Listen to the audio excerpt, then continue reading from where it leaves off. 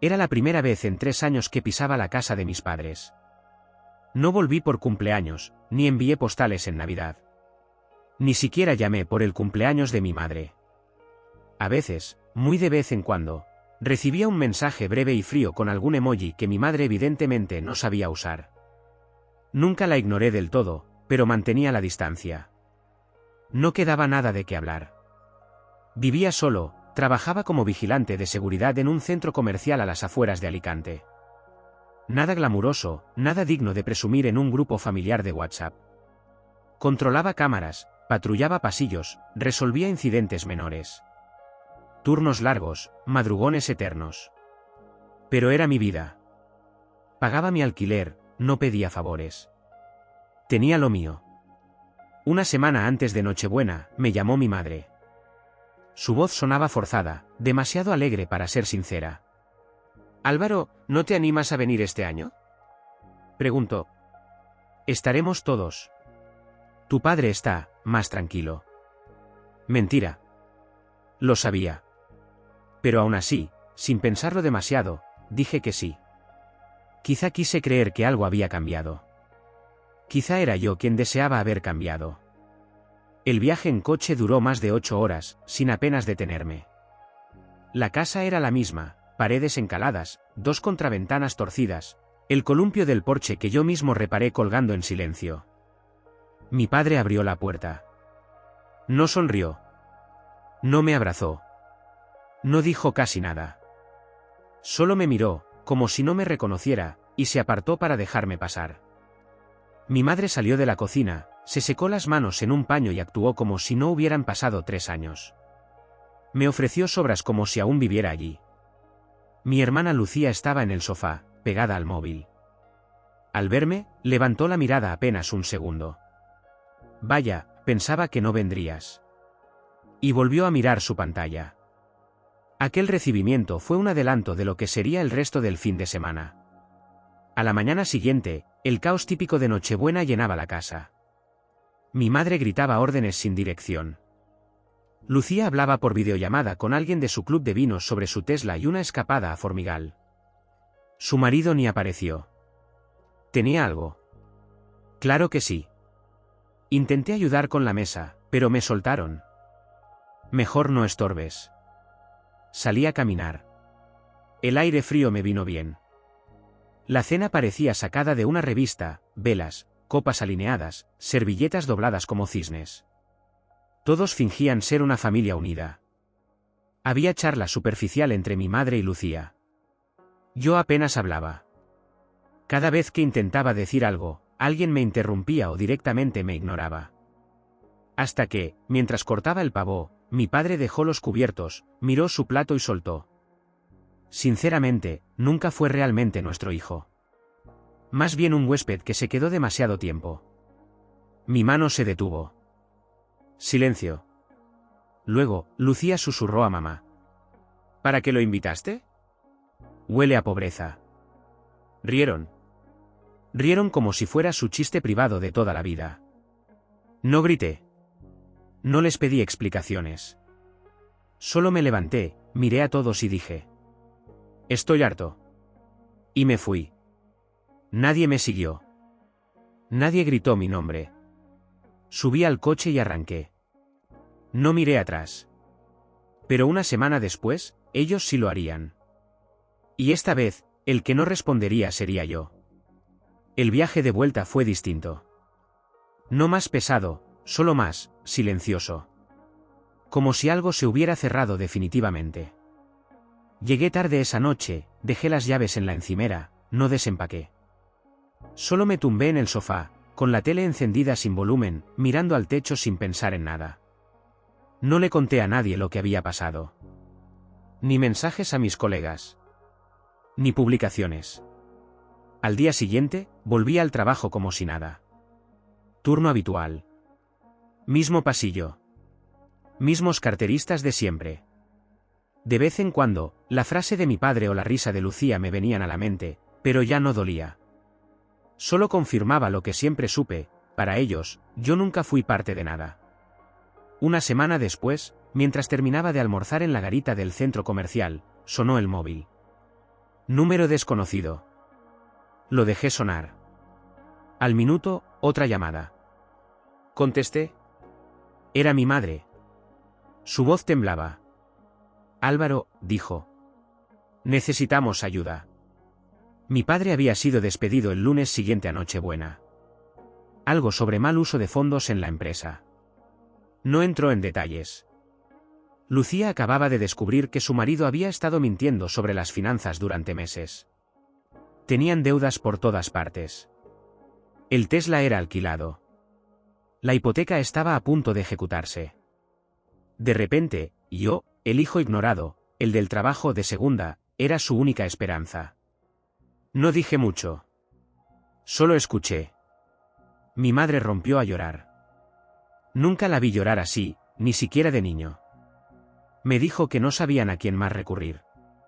Que solo podían contar conmigo. Debería haber sentido algo, redención, validación. Pero lo único que sentí fue vacío. Como cuando alguien que te evitó durante años te pide un favor sin siquiera mirar atrás. Le dije que lo pensaría. Esa noche abrí mi portátil, miré mi cuenta. No era rico, pero tenía lo justo. Años de vivir con cuidado. Sin hijos. Sin lujos. Podía ayudar, si quería. Y decidí hacerlo. No por ellos. Sino por mí. Para demostrarme que era mejor que lo que ellos pensaban. Que no me había convertido en la caricatura que siempre dijeron que era. Así que lo hice. Le envié a Lucía el dinero justo para evitar que le embargaran la casa. Ayudé a mi padre con las multas que enfrentaba. Todo por transferencia, sin drama. Sin condiciones. Solo lo justo. Mi madre me llamó para dar las gracias. Lucía envió un mensaje seco. Frío. Como si le costara escribirlo. Pasaron unas semanas. Silencio absoluto. Ningún mensaje. Ninguna llamada. Era como si no hubiera hecho nada. Hasta que vi lo que realmente estaban haciendo con el dinero. Y ahí se acabó la paciencia. 6 semanas más tarde, estaba en la sala de control cuando Paul, un compañero de los turnos nocturnos, entró sonriendo. Tío, ¿esta no es tu hermana? Me mostró su móvil. Una historia de Instagram, Lucía, con 2 cócteles en la mano, bajo una palmera. El texto decía: de vuelta al equilibrio. Reset necesario. La vida es bella. Pasé las fotos una a una. Hoteles. Spa. Un coche descapotable. Hashtags de vibras sanadoras. No quise creerlo.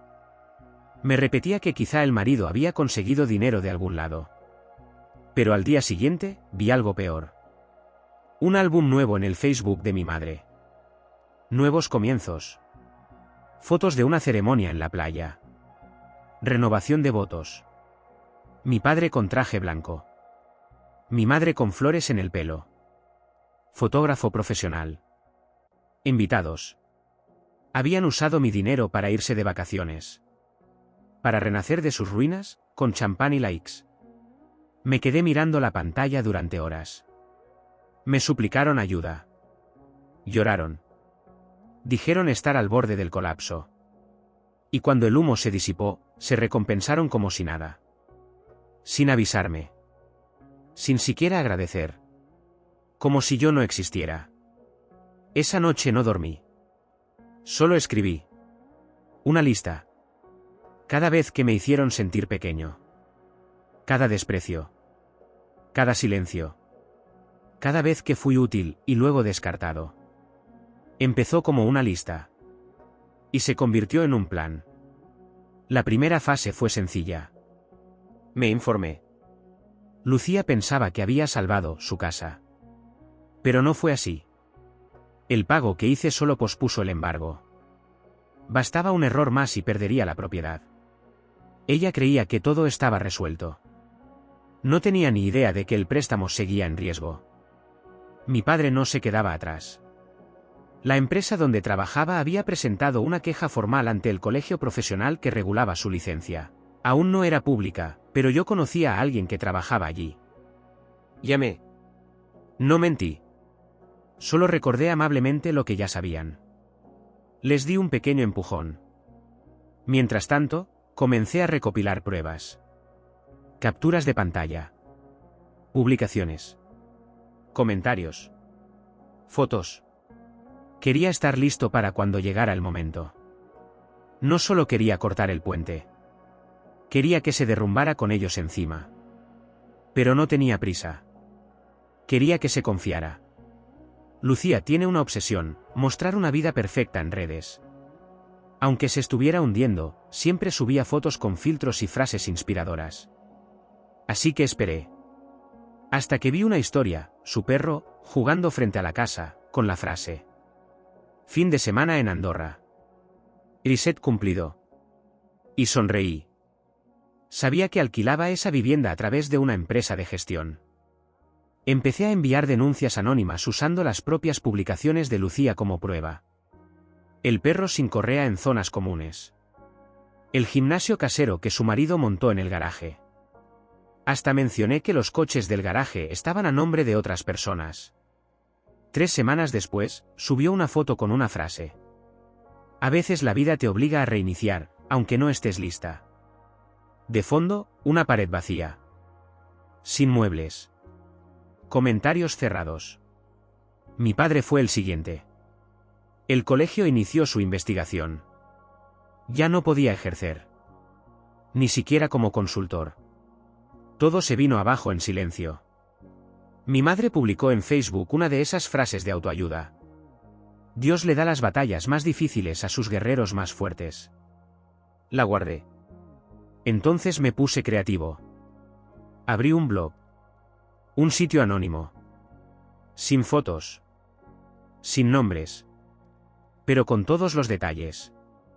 Conté toda la historia, desde el insulto en Nochebuena hasta el viaje de lujo con mi dinero. Todo. Lo compartí en un grupo local de Facebook donde ella estaba. No se hizo viral. Pero sí corrió. Empezaron a aparecer comentarios en sus publicaciones. ¿De esto hablabas cuando decías nuevos comienzos? Debe ser lindo vacacionar con el dinero de otro. Borró el álbum de la boda. Pensé que, tal vez, llamaría. Que daría la cara. Que pediría perdón. Pero no. Me bloquearon. Uno por uno. Pensaron que ya había terminado. Pero no sabían que eso era solo el principio. Pasaron unas semanas en completo silencio. Sin publicaciones. Sin indirectas. Sin frases motivacionales.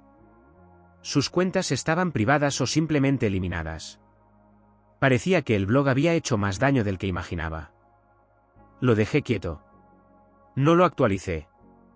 Solo lo dejé ahí, y esperando. Hasta que un día, algo cambió. Una carta llegó a mi buzón.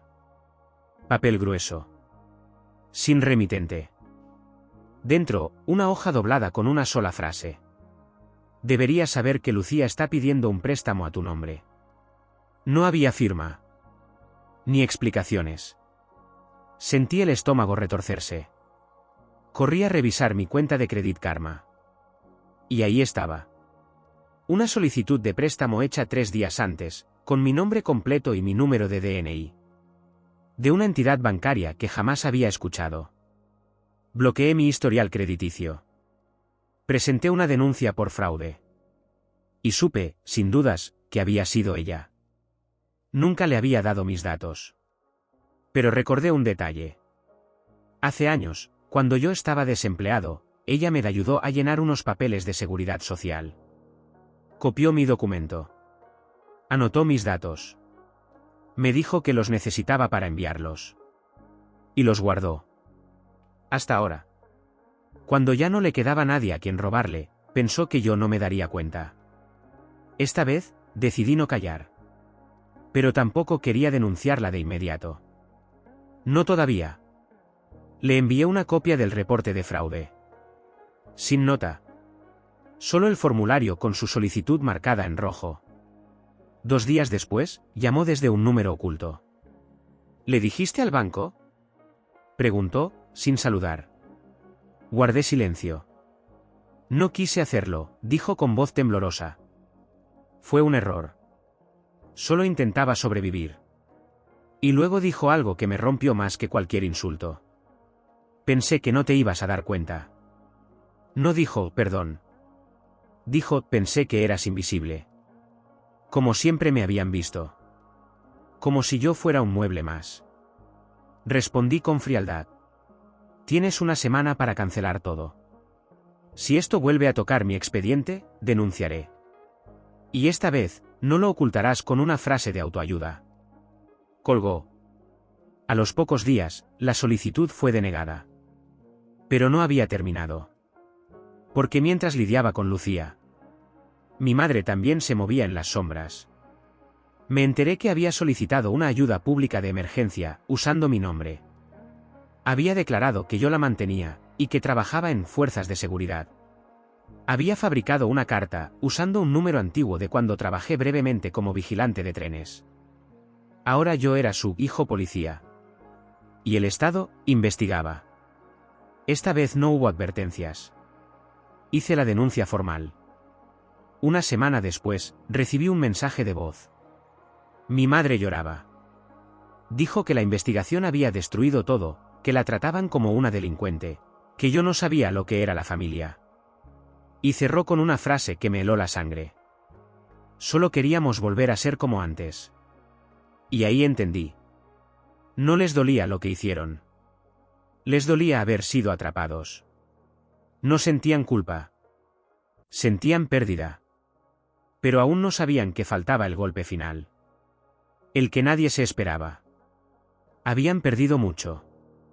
Lucía se había mudado discretamente a un piso más pequeño en las afueras de Tarragona. Su crédito estaba arruinado. Intentaba reinventarse como asesora de redes sociales, que básicamente consistía en vender frases recicladas de Pinterest a tiendas de ropa de barrio. Mi padre, peor. Su licencia profesional había sido suspendida. Y cualquier posibilidad de ofrecer consultorías privadas había muerto. Mi madre desapareció de Internet. Nada de publicaciones. Ni siquiera frases de Dios da sus peores batallas. Podría decir que había ganado. Pero no era suficiente. No porque quisiera destruirlos. Solo quería una cosa. Que por una vez dijeran la verdad. Que por una vez me miraran y me reconocieran sin mentiras. Así que jugué mi última carta. Años atrás, cuando mi padre consiguió aquel puesto de gerente regional en una empresa logística, hubo rumores. En una reunión familiar, escuché algo. Una situación de recursos humanos, dijeron. Nada ilegal. Solo irregular. Alguien en puestos altos lo había arreglado. En su momento, no me importó. Ahora sí. Busqué. Contacté con una ex empleada que había sido despedida justo ese mes. Ella sí recordaba. Y no solo eso, tenía pruebas. Me envió correos, reportes internos, una queja formal que fue archivada pero nunca eliminada. Junté todo. Lo empaqueté cuidadosamente. Y lo envié a la junta que regulaba su certificación profesional. Con mi nombre completo. 3 días después, fue deshabilitado de manera permanente. Sin pensión. Sin estatus. Sin derecho a renovaciones futuras. Lucía fue la siguiente. Envié un dossier completo a cada tienda con la que trabajaba. Capturas de pantalla. Credenciales falsas. Proyectos inventados. Hasta un estudio de marketing, que en realidad era un blog gratuito sin visitas. Algunas marcas simplemente dejaron de trabajar con ella. Otras fueron más directas, publicaron en redes que rompían lazos con asesores no verificados. Su imagen digital colapsó. Y mi madre me llamó una última vez. Nos arruinaste, dijo. Yo no grité. No me defendí. Solo respondí. No los arruiné. Solo dejé de protegerlos. Desde entonces, silencio total. Y por primera vez en años, paz.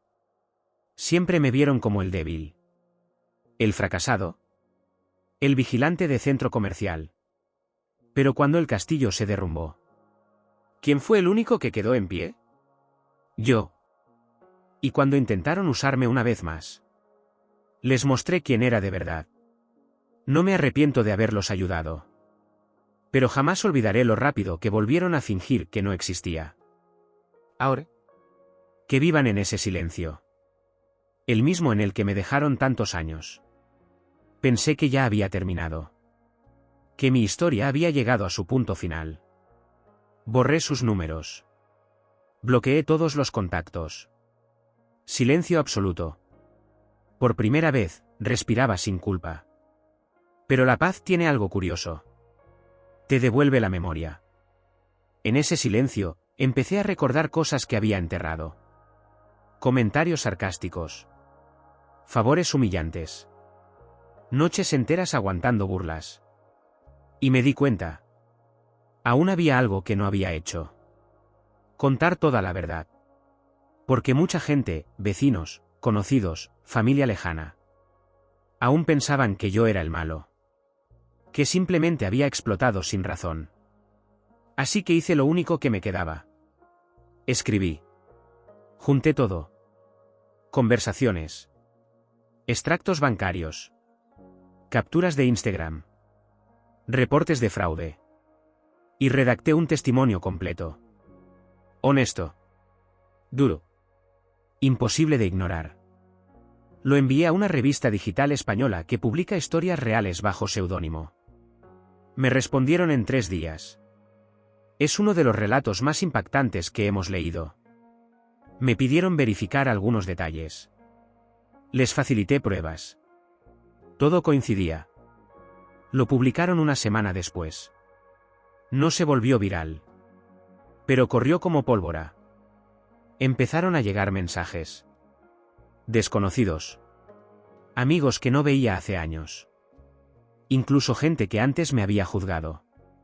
Y lo más inesperado. Uno de los exclientes de Lucía lo compartió en redes sociales con el título: Ojalá hubiera sabido esto antes de contratarla. Desde ahí, todo se desplomó. Cualquier intento que ella hiciera por reinventarse en su sector. Muerto. Mi padre intentó amenazar con una demanda. La revista respondió. Todo fue verificado, documentado y publicado legalmente.